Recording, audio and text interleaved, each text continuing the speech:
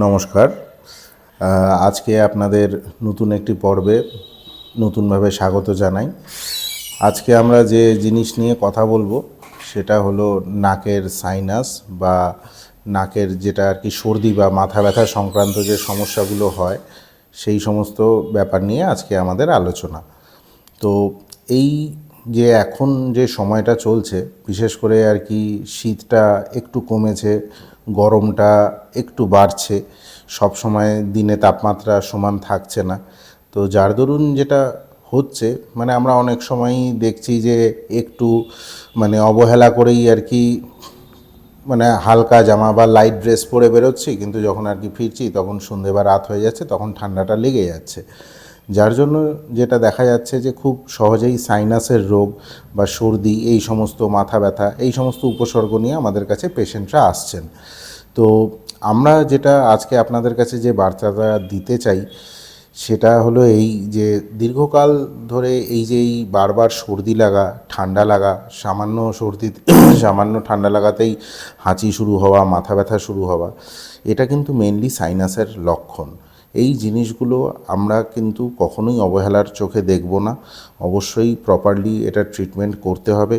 দরকার পড়লে কিছু ছবি বা ডায়াগনস্টিক ন্যাজাল এন্ডোস্কোপি বা সিটি স্ক্যান, এগুলোর আমাদের প্রয়োজন হতে পারে, যার মাধ্যমে আমরা দেখতে পারবো বিভিন্ন সাইনাসগুলো কতটা পরিমাণে ইনভলভ রয়েছে। সেই অনুযায়ী আমাদের চিকিৎসা করতে হবে। সাধারণত সামান্য সাইনাসের যদি মাইল্ড কিছু প্রবলেম থাকে, সেটা প্রাথমিকভাবে চিকিৎসাতেই, ওষুধের চিকিৎসাতেই আর কি ঠিক হয়ে যায়।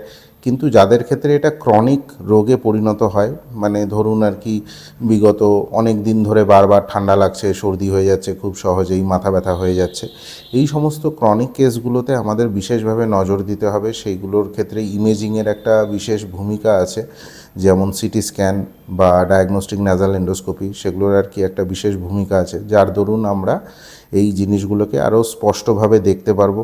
অনেক ক্ষেত্রেই দেখা যায় যারা ক্রনিক্যালি এই সমস্ত সমস্যাগুলোতে ভুগছেন, তাদের ক্ষেত্রে সাইনাসগুলোর ভেতরে মাংস বৃদ্ধি পায়, শেষ পর্যন্ত আলটিমেটলি পলিপ বা নাকের শ্বাস বন্ধ হয়ে যাওয়ার যে রোগ, সেই রোগে আর কি আলটিমেটলি এই জিনিসটা পর্যবসিত হতে পারে।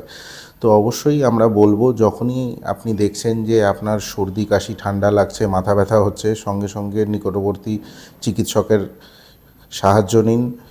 এবং অবশ্যই প্রথমে প্রাথমিকভাবে যদি ঠিকমতো চিকিৎসা আপনি করেন, তাহলে সেটা কিন্তু একদম ওষুধেই সেরে যায়। কিন্তু এটাকে যদি আপনি অবহেলা করেন, অল্প স্বল্প কিছু ওষুধ পাশে কোনো দোকান থেকে কিনে খেলেন, দুদিন খেলেন, তারপরে একটু ভালো লাগলো আবার হলো, এরকম যদি ক্রনিক্যালি জিনিসটা, সমস্যাটা ক্রনিক সমস্যাতে কিছু পরিণত হয়, তাহলে কিন্তু ম্যাক্সিমাম ক্ষেত্রেই দেখা যায় যে সেটা পরবর্তীতে মেডিকেশানে বা ওষুধের মাধ্যমে কন্ট্রোলড হয় না।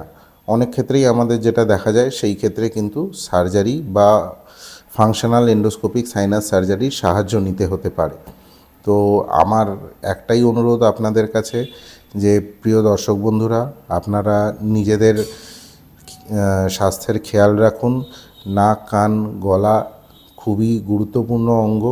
ঠান্ডা, সর্দি লাগা, মাথা ব্যথা হওয়া জিনিসগুলোকে আমরা প্রায়শই উপেক্ষা করে থাকি, কিন্তু এই সমস্ত জিনিসগুলোর থেকে সামান্য ওষুধেই যেটা আর কি প্রাথমিকভাবে সেরে যেতে পারে, সেটাকে উপেক্ষার মাধ্যমে আমরা লাস্টে একটা সার্জারি বা এন্ডোস্কোপিক সাইনাস সার্জারির দিকে ঠেলে নিয়ে যাই।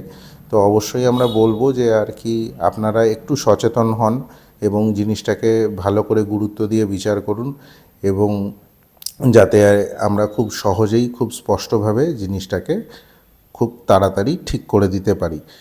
ওকে, নমস্কার। আপনাদের সবার দ্রুত আরোগ্য কামনা করি।